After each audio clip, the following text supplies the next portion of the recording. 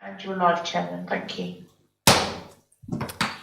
Good evening and welcome to this Performance, Governance and Audit Committee meeting held on the 18th of July 2024.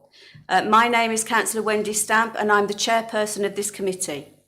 Members, we are streaming this committee live as well as recording, and in being present in the meeting, you are given your consent to being recorded. During each item, please put your hand up to indicate if you wish to speak. I will then invite you at the appropriate time. Could I ask members to avoid approaching the top table, as this could create interference with the camera and live stream. Please note that the YouTube live stream sound recording is dependent on the correct use of microphones. Therefore, can I ask that when invited to speak, you remember to turn on your microphone and turn it off when finished.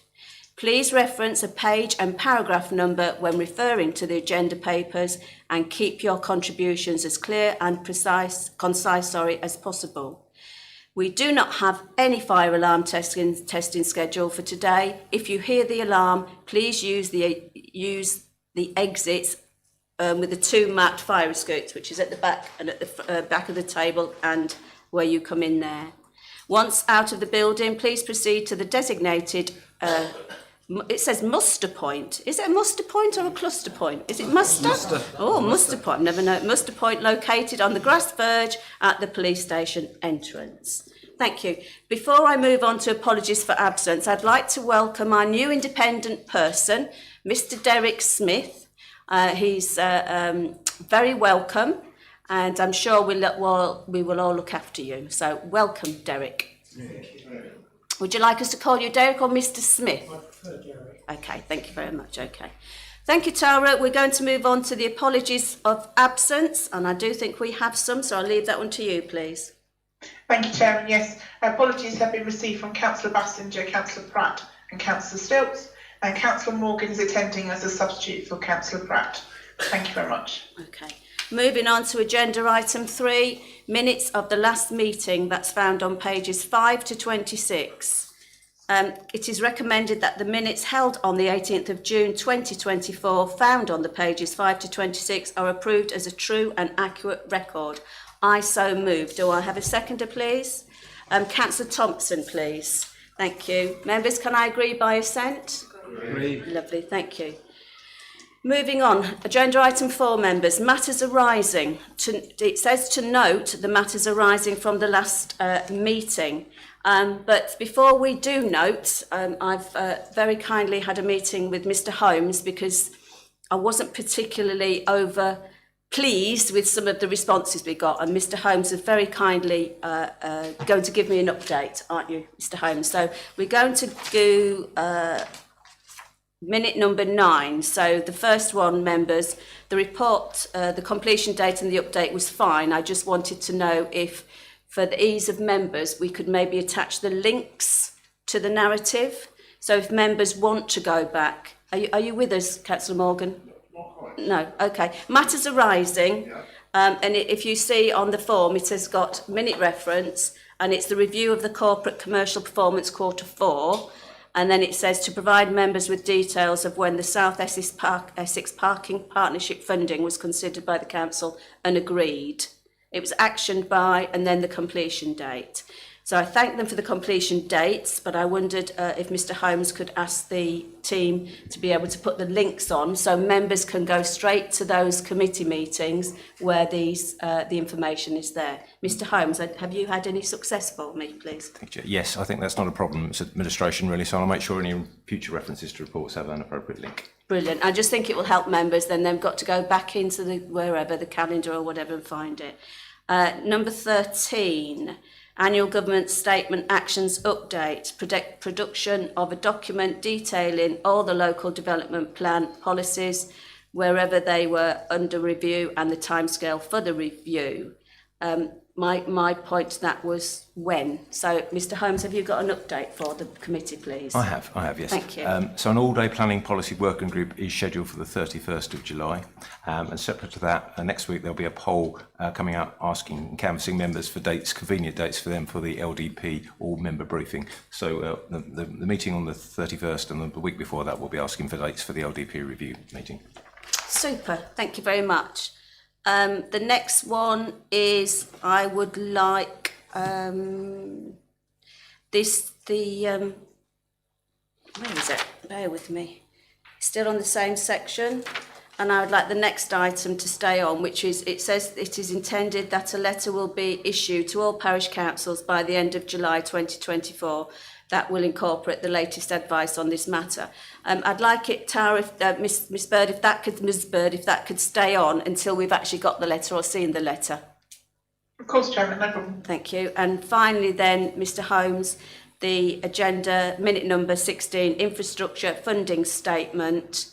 There's a couple of points on there, so would you like to update the committee, please?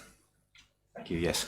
So under item 16, to receive a report regarding section 106's expiry dates, the officers have been trying to manipulate the database to allow the information to be presented in the way the committee would like to see it, and that is based around expiry dates. And that has proved quite difficult in the way that the database has been structured and set up. However, since this report was issued, I've spoken directly to our ICT lead specialist, and he will review the database to establish how this might be done and better understand the time and resources necessary to do so. So I'm still confident we will be able to do that, but we're going to need our colleagues in the IT department to help us manipulate that data.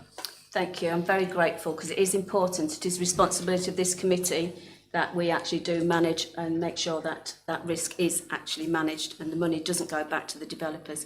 And finally, the final one, Mr Holmes, details regarding the allotments of Handley Green to be provided by Councillor John Driver. This is being looked into and Councillor Driver will be contacted. Do you have a date when you think that could be possible and reported back to the committee? I don't have a date. Okay. I spoke to the officer. Unfortunately, it's their workload. They haven't had a chance to review that information, but I've asked for it to be done by the end of this month, and I will review it myself to make sure that that happens in a couple of weeks. Thank you. I hope that's okay with all members, but I think it's important that everything comes back to this committee that we actually asked for and doesn't get lost in the ether. So I'm grateful, Mr Holmes. Moving on to agenda item 5, disclosure of interests. To disclose the existence and nature of any disclosable pecuniary interests, other registrable interests and non-registrable interests relating to items of business on the agenda having regard to paragraph 9 and appendix B of the Code of Conduct for members.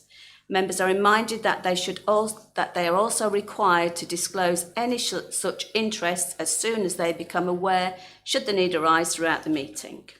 Agenda item 6, any disclosable interests or any otherwise, members? No, nothing, Tara, thank you, nothing from me. Agenda item 6, public participation. Tara?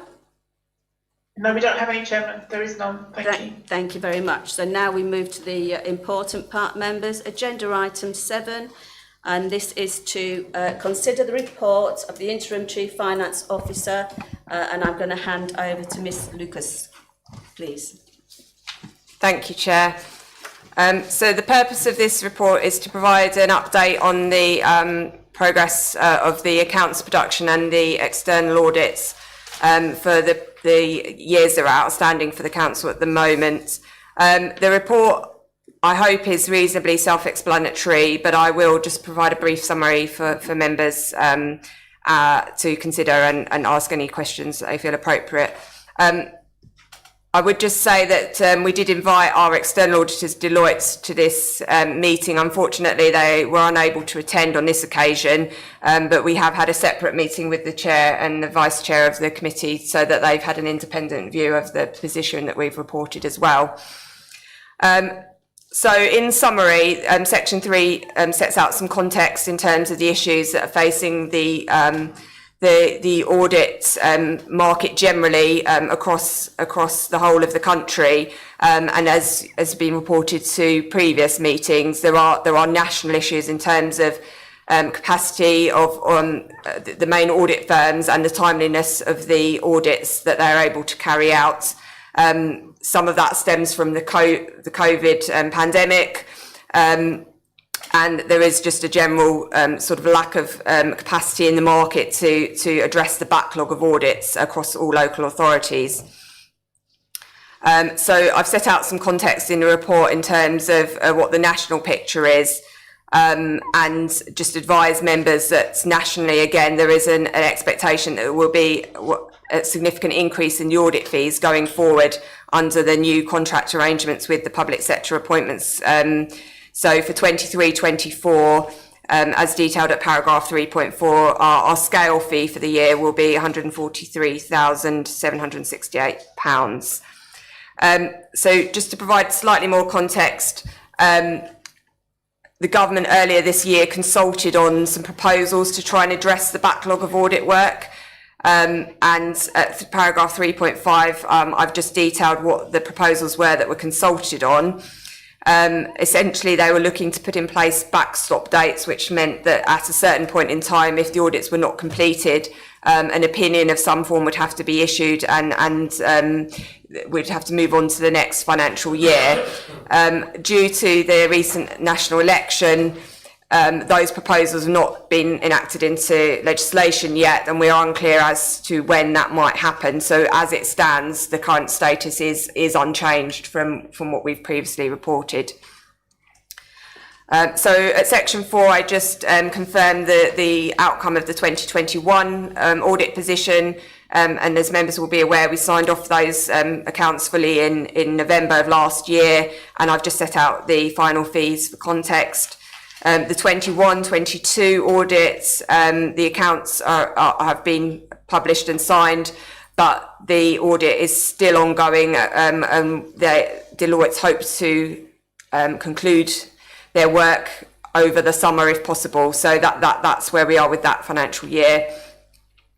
For 22-23, again, the draft accounts are published and signed and on the website. The audit hasn't commenced because, as I said, the 21-22 audit hasn't been completed yet.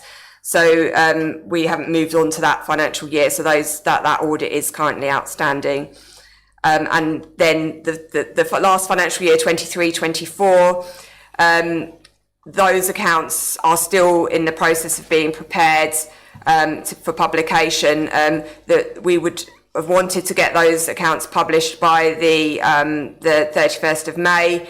However, due to the issues stemming back with the historic audits not being completed, those have had a knock-on impact in terms of the preparation of the prior year accounts.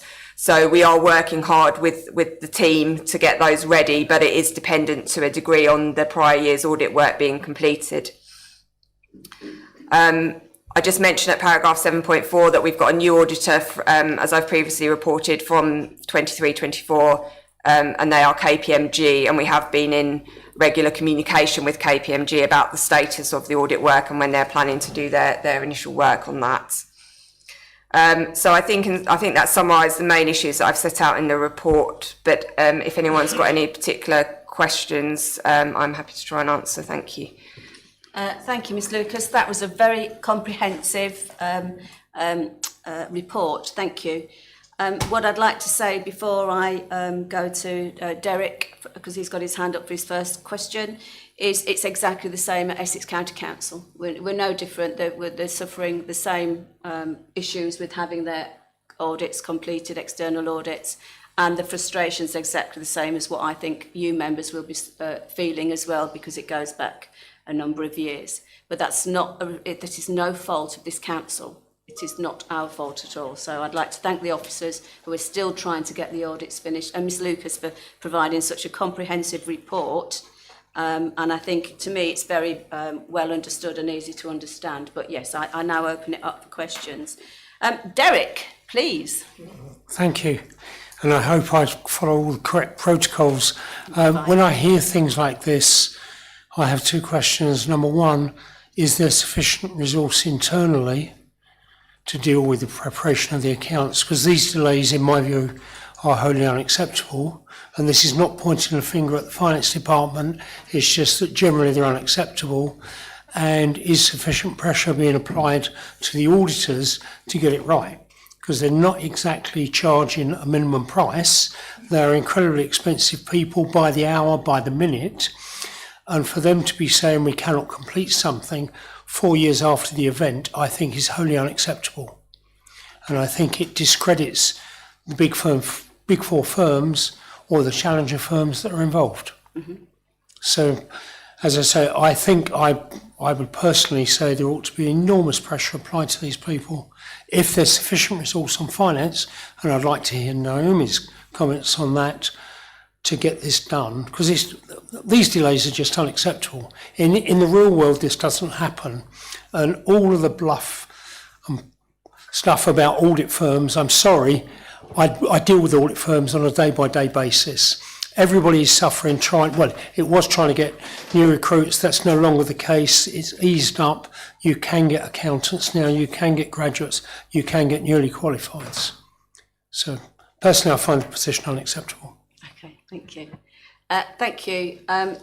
Would you like to answer, or would you like me to say my bit first?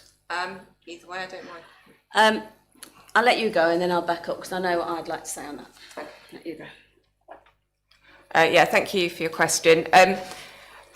There are resource issues within the finance team, and I think it has proved difficult to complete all of the prior year audit work as well as prepare the current year set of accounts.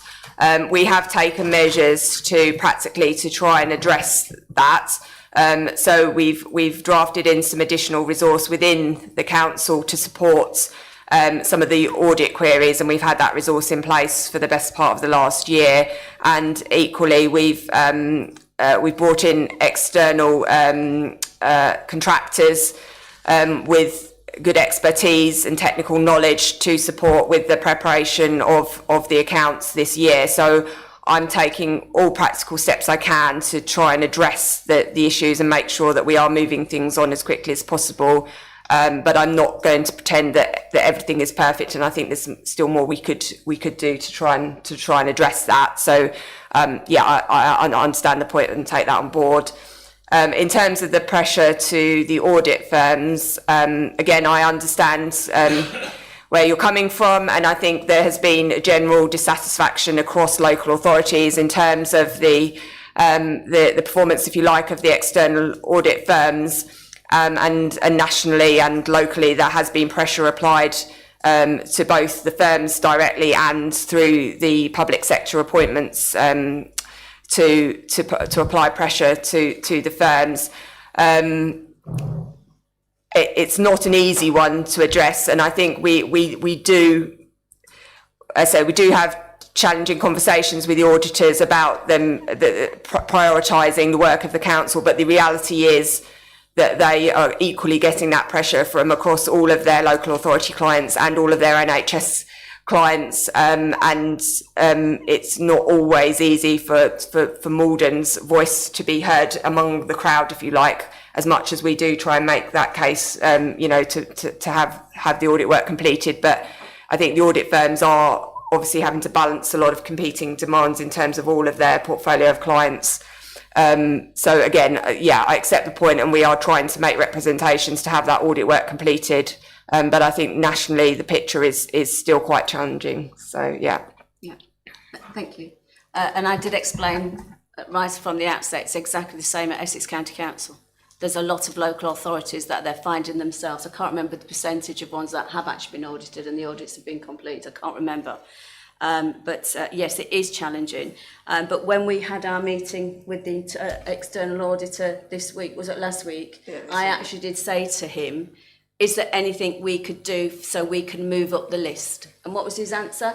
No, nothing. So we have, and when I was chair of PG&A 2 years ago, it's a very similar position, and we tried everything then. This authority has its challenges due to the financial restraints. We aren't in debt. We are very cautious with the way we actually spend our money. And we do know, we've looked at the options of increasing the finance team and the software to try and make it easier. And Mr Holmes, I don't know if you want to come in on any of that, because you might be able to help. But we have looked at this periodically, and Councillor Thompson's been around, I won't say a long time, but I have said it, but she's been around and she's heard this conversation about finance, the team. It is a small team and they work very hard for their money. And we have looked at increasing it, haven't we? But if we haven't got the funds, we haven't got the funds. We have to work within our means. So I'm going to go to Mr Holmes. You don't have to speak if you don't want, and then I can see you wanting to come back. So just wait, and then I'll bring you back in, Derek. No, thank you. I think you covered the point. Yes, we do have a small team, but he's obviously aware of the issue and he's doing all it can. But I think we're dealing with a national problem, and it's not we're not alone in struggling to get that attention, really. Yeah. Derek. Yeah, I mean, I fully understand that, and certainly it's no criticism of the finance team, everything I hear means they're working very hard under difficult conditions. I do question whether or not the audit firms have demonstrated some form of goodwill by offering some form of financial compensation for the fact that they have failed so lamentably in their duties to you as a client. I think we're not the first authority to ask that. I think we got one a few years ago, before your time, Ms Lucas. Did we not, Mr Holmes? We got a rebate when Councillor Stilts and the lovely Conservative councillor, I've forgotten his name, Carl Jarvis, was on this committee, and they did get a refund. I can't remember how many thousands it was. So we can do it, we have done it, but I don't think we are at this time. But thank you for suggesting it. Mr Holmes, am I correct? You are correct, there was a discount applied. So yes, at the end of the day, we could try, but I couldn't guarantee we could get an outcome. Well, no, everybody's trying. Like I said, at county, they're trying. The members last week, they were up in Ferrari. We need to take them, we need to go wherever we can. Higher authority, it's not acceptable. So, yeah, I think letters have gone to the government, but it's like what Ms Lucas said, they're actually looking for this backstop. If this backstop is approved, it is going to reset it. You'll know what that means, or the members maybe don't know what that means. Do you want to explain what that means? It's easier, because, yeah, no, that's why I'm going to do it. I saw your face. Yeah, so the backstop date would essentially mean that at a point in time, if that audit work is not fully concluded, the audit firm would have to make an opinion of some form, whether that's a disclaimed opinion, which says that they basically haven't been able to fully do all of the work that they would normally, but they can still provide some kind of opinion in terms of the overall value for money and sort of governance issues of the council. Or if they have been able to conclude their audit work fully, then they could either, qualify the accounts if they're not happy with them, or give them a clean bill of health. But essentially, they would have to provide some form of opinion by a certain date. And at that point, then, as I say, we would move on to the next financial year. At the moment, there's no absolute kind of cut-off date. So audits at the moment are just sort of continuing indefinitely until such time as all of the work has been done. So by implementing a series of backstop dates, which goes into the next few years, to address the outstanding audits going back a number of years, by a point in time, I think kind of 3 years' time, the hope is, as Councillor Stamp said, that actually we'll then be on an even keel and we could actually, reset and start again with a fresh slate. But until, as I say, such time as government actually puts that into legislation, we're not clear if that's actually going to be implemented at this point. And just to hopefully, maybe finish off, we are changing our external auditor. So this new financial year's auditor, which Naomi, Ms Lucas actually said, can't start the work until the others have been signed off or agreed. That's my understanding, unless that changes. So until it comes through legislation, we are a little bit stuck. So members, I didn't say the recommendation. We've had an excellent debate on it. The recommendation was that members consider the report and provide comment, which is excellent. We have done, unless anybody else wants to speak, and challenge as appropriate. So I so move that we've done that. Do I have a seconder? Ms Thompson, please. Sorry, I'll get you next time. Do we have any more questions, members? I think it's excellent debate. We all understand it, so we're all happy. Well, not happy with it, obviously, but we all understand it. So thank you, and thank you, Ms Hughes. Very comprehensive. Ms Hughes, Ms Lucas, I'm looking at you and saying Ms Hughes. Okay, moving on to agenda item 8. Here we go. This is your bread and butter now, members. I hope you've read your papers. I'm going to hand over to I'll read out the purpose of the report. We're going to take the recommendations one by one, like we normally do, not them all at once.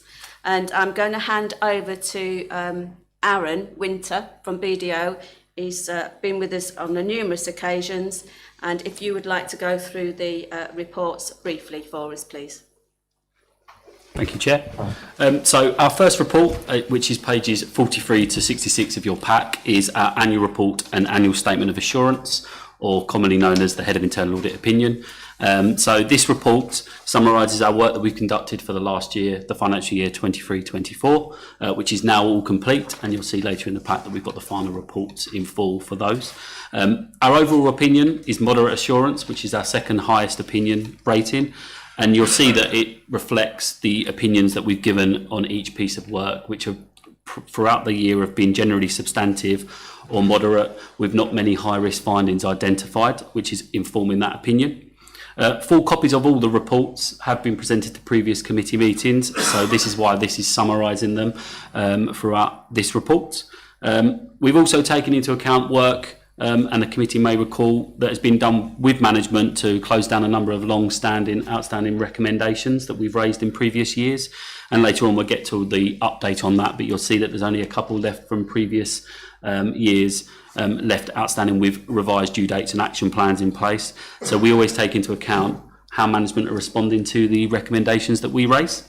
And then finally, the report also offers a bit of insight as to how the council have used us as a resource as well.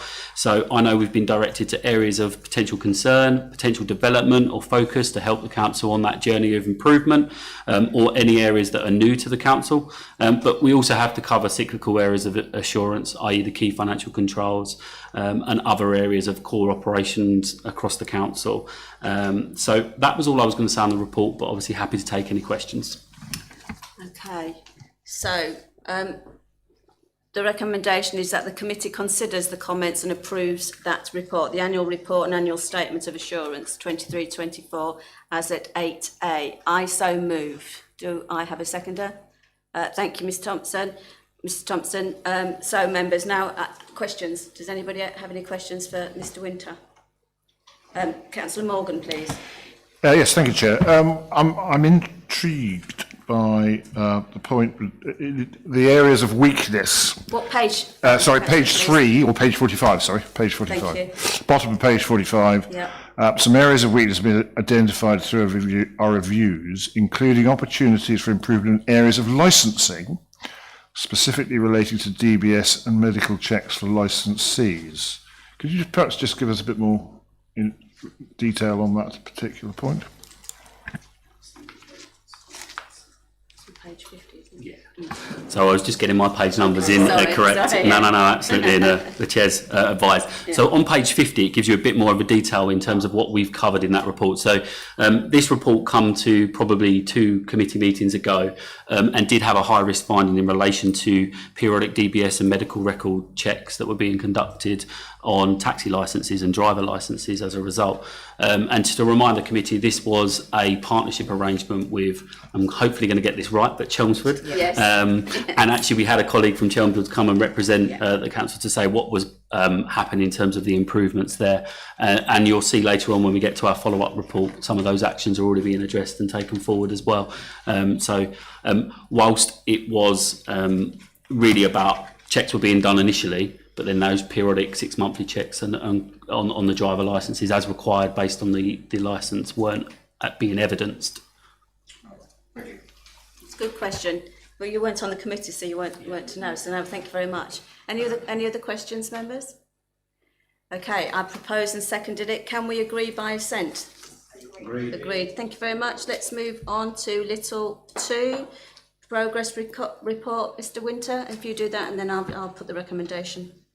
Perfect. So pages 67 to 77 of the pack. So this is our periodic report that comes to the committee updating the progress of our work. Obviously, as I've just said, we've just completed 23-24. So this report covers the closure of that. and it's actually duplicating what was in the previous report. But it also gives you an indication of our movement on 24-25. So we brought the internal audit plan for 24-25 to the last committee meeting in June, which was approved. And you'll see here we've already moved forward on some of that work, and we're confident that we can still deliver the profile of work for the year, despite obviously approving slightly into Q1 due to timing. But I wasn't going to go into any more detail on that because hopefully it's quite self-explanatory, and I'll take it as read. Yeah, I'm happy with that. So, members, the recommendation is that the committee considers and comments on and approves the report 8B as outlined by Mr. Winter. Do I so propose to have a seconder? Councillor Thompson, please. Members, do we have any questions? It is self-explanatory, but by all means, if anybody wishes to ask anything, please do. Okay, can we agree by assent? Agreed, thank you. Moving on to little 3, so the follow-up of recommendations report 8C. Thank you, Mr. Winter. Thank you, Chair. So, as I reflected on earlier, we bring to this committee an update on progress by management in terms of implementing the recommendations we agree as part of each piece of work. You'll see in this report, just to summarise some of the highlights, that we only have now 2 recommendations that are outstanding for 2021 and 21-22. You may say actually only, but however that number has really significantly dropped, and management have been working with us to provide the evidence to close those down, and some of those previous actions were quite substantive, and quite the period of time to implement them wasn't just a implementation of a kind of a small control. There were some significant changes, and actually in fact the one in relation to knowledge management at the time of reporting had an end date of the 30th of June. So when we collated this report we hadn't yet got the evidence, but that evidence has been uploaded, and I believe we're in a position to say that will be closed down as a result, and next time we report to you we'll make sure that's formally reported. So that will only leave that one left. The remainder of the recs due, for me, are pleasing that they all relate into the last 12 months of the work that we've done, and the 4 that were due have been completed and confirmed as completed, referencing that finding in relation to licensing review that we've just discussed, and then the remainder are not yet due for follow-up, so we'll bring that to the future committee meetings as they fall due. And as I said, just to make it clear, the improvement in closing these recs has really helped us inform that opinion that we saw earlier. So that was all I was going to say, Chair. Lovely. Mr. Holmes, did you want to say anything? Because the 21-22, I mean, yes, it is obviously been taken a long time to actually try to get to this stage, but progress has been made. So you're quite welcome to comment if you want, because... Sue, thank you. Thank you, members. So yes, we are really pleased to report that very good progress has been made on this project, and it is a very substantial project. And I think some of the timescales that we originally envisaged for completing this were unrealistic. But we have now made a very good start on the project. It's been delivered with our existing IT systems, which means that it's not incurring the authority in any additional expense. And we've also allocated additional resources to the project, and that was one of the barriers, in that we were trying to deliver this big project within existing resources, which meant that that just wasn't having the dedicated focus. So since January of this year, we've had a dedicated project officer working full-time on this. The project is probably going beyond where we'd originally envisaged, in that not only are we recording the assets, as we're going through, we're doing the review of the assets and documenting them, so we're not required at the end of this process to undertake those reviews. We're doing that as part of the data collation, so that's very positive. And we're including things like the dates for the leases and licenses, dates that maintenance work is due and the type of work. So that is also going to enable us to monitor our spends in respect of repairs and renewals and capital projects more accurately. So that's going to help with our financial planning going forward as well. We're working on the basis of the time that it's taken from the start of the project. We have looked at that, and we now estimate that this should be completed by the 31st of March. And so that is the date that we have both put in as the new project delivery date, and that's the date that we have got that dedicated resource to continue with this project up until. Putting the data in and getting the information out is only the start of the process. So it is going to mean that we are going to have to robustly manage this going forward, as well as undertaking the work. So maintaining that data, having got it all up to date, will require resource. So what we have done as part of this year's budget management process is we've identified that to continue with this work, we will need to allocate a dedicated resource to maintain this data and keep it up to date. So that has been flagged up as part of our commitment to continue with this work going forward. Thank you, members. Thank you, Ms Green. Did you notice there was a slip in there that they want some more funding, most probably coming to SNR? I'm sure we all clocked that, members, didn't we? Very subtle. Thank you, Ms Green. Okay, members. So the recommendation is that the committee considers, comments and approves the following recommendations on pages 79 to 88. I so move. Do I have a seconder? Ms Thompson. Thank you very much, members. Questions? Any questions? Derek, please.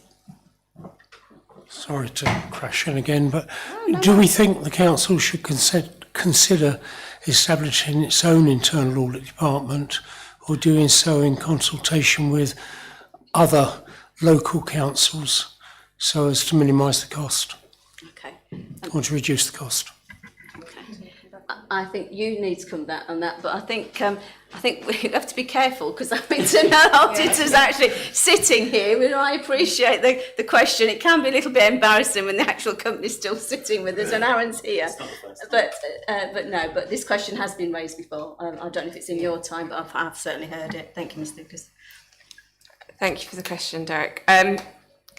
There are obviously different resourcing models you can have for internal audit, and I have worked at other authorities that have an in-house internal audit function.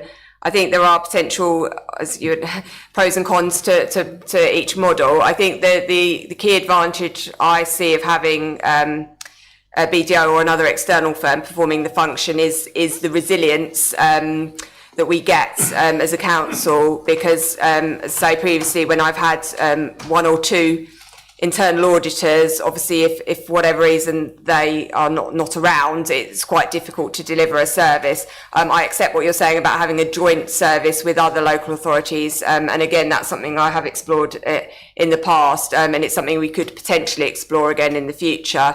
However, I'm as Section 151, I've been quite happy with the standard and level of work that BDO produce for us, and the timeliness of the work they do for us. And I think the other thing is that just in terms of the breadth of knowledge and experience that we can access, and sort of more specialist knowledge we can access through a firm, probably exceeds what we would be able to get from just having local government officers. So I accept there's always a sort of a tension or a challenge between getting the best value for money in terms of the cost and what you get delivered, but I think at the moment I'm satisfied we're getting good value for money from what we're paying for BDO. Okay, thank you. Is that Derek put you back? Yes, but it's probably for Aaron. I'm sorry, Aaron, but would a secondment make sense from somebody from BDO, which would enhance their experience of internal audit within different organisations? You might still have an overview function.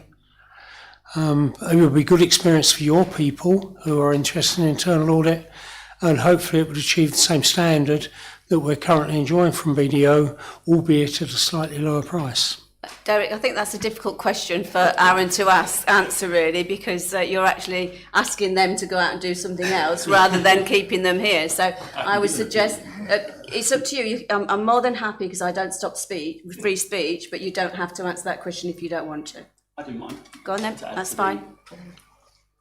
So I'm actually someone that's been on secondment as to cover a head of internal audit at a couple of London boroughs in my past as well. So I do agree that we do get that alternative experience of being on the other side and experiencing what it's like within the organisation. What I would say is, if you were to explore a secondment of a junior member of staff to be here full time, when you take a step back, that might not actually involve may not be as value for money as a result of the kind of overheads, etc., and the kind of performance management and the complexities around that between a firm and being on secondment. What I would say is the auditors that we use and the team that we use don't just do all their work on Maldon. They're actually, as Naomi said, doing their work across all of our local authority and also NHS portfolio. And I think that breadth of experience means they can bring the best, and we can bring the best skills we have in the way that we do it here now at the moment. Thank you. You happy with that, Derek? Yeah. Councillor Thompson. being the ancient one, I do remember not so many years ago where our internal audit was in-house, and we went outside, actually was to BDO in the first instance, and it was for all the reasons Ms Lewis has outlined. It was lack of range of experience and range of skills, so difficult to manage in a small authority, even sharing with another one. And the cost of hiring the people we really needed would outstrip the cost of having an internal auditor. Yeah, See what I mean? I know what you mean, Mr. Councillor Thompson. Thank you. So, members, I think we've debated that. So, I've already proposed the recommendation and it was seconded by Councillor Thompson. Can we agree by assent? Agreed. Agreed, thank you. Moving on to little 3. Oh, no, 4. Main financial systems. Mr. Winter, would you like to present that, and then we will do the recommendations and debate. Thank you. Thank you. So this is one of the 2 final reports from 23-24. So it's our cyclical coverage of a main financial system. This year we covered the general ledger, core controls and budgetary control. And it resulted in a substantial opinion over the design of controls and moderate opinion over the operational effectiveness of those controls. So there were a number of areas reviewed that are listed in the report, and I won't go through them in detail, but we identified 2 areas of improvement relating to the completion of key balance sheet control accounts and budget holder training records. So that was all I was going to say, but hopefully I'll take the paper as read and relatively self-explanatory in terms of the outcomes. Yeah, I totally agree. So the recommendation that the committee considers, comments and approve the following, which is 8D, found on pages 89 to 102. I so propose. Do I have a seconder? Councillor Thompson. Members, do we have any questions? Councillor Spenceley, please. Nick Spenceley. Thank you, Chair.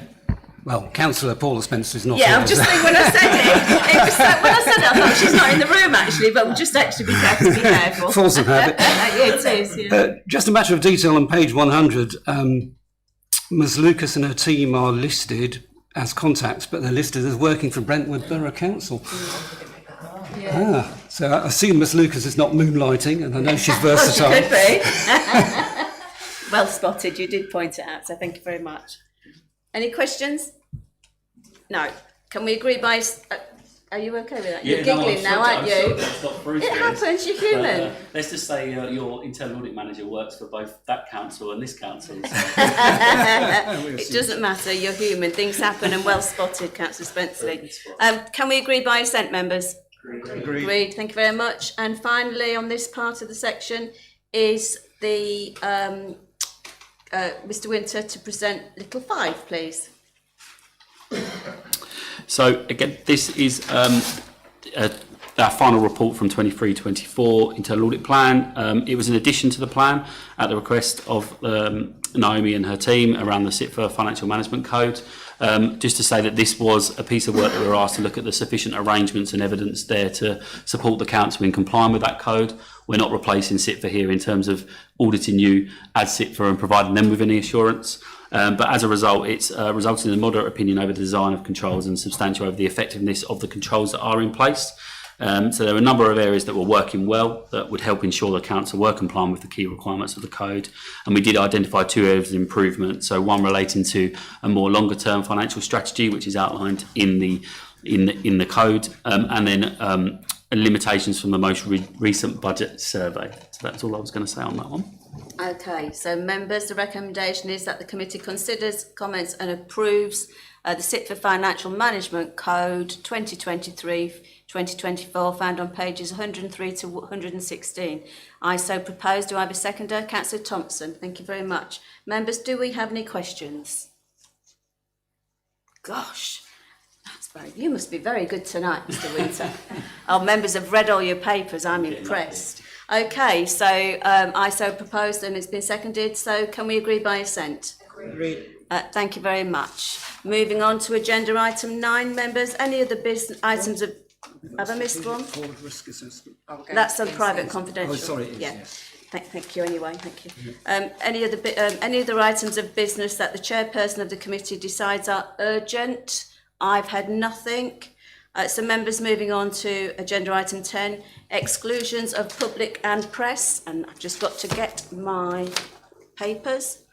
So, to resolve to under section 100A little 4 of the Local Government Act 1972, the public be excluded from the meeting for the following item of business on the grounds that it involves the likely disclosure of exempt information as defined in paragraph 3 of part 1 of schedule 12A of the Act, and that this satisfies the public interest. I so propose. Can I have a seconder? Councillor Thompson.